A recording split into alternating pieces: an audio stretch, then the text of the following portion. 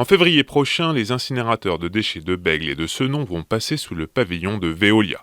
Bordeaux Métropole vient de confier à cette entreprise la gestion de ces 2 unités de traitement des déchets, et ce, pour une durée de 7 ans et 10 mois. Une décision contestée par l'élu écologiste Gérard Chausset. Pour lui, en axant sa stratégie sur le tout incinération, la métropole ne favorise pas, n'incite pas ses habitants à mieux trier, à mieux valoriser les déchets. 80% de ce qu'il y a dans une poubelle est recyclable ou valorisable ou triable. Aujourd'hui, lorsque l'on regarde le rapport de Bordeaux Métropole, on n'en valorise que 27% de la poubelle verte. Donc on a une marge de manœuvre très importante par rapport aux objectifs de la loi. Avec ce nouveau contrat, chaque tonne de déchets incinérés reviendra à 18 € à la métropole, contre 80 auparavant. Cette collectivité va donc faire des économies. Chaque année, les 770 000 habitants de l'agglomération produisent 225 000 tonnes de déchets.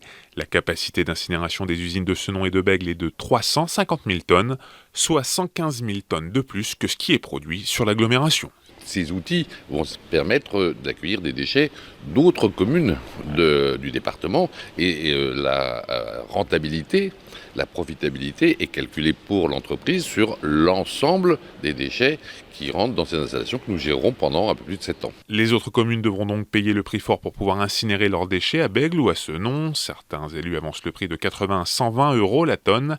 Ils regrettent le manque de solidarité entre la métropole et le reste des communes du département. Pour eux, ce contrat va accentuer un peu plus la fracture territoriale qui existe entre l'agglomération bordelaise et le reste du département, un argument balayé par le président de la métropole. On a investi lourdement pendant des années.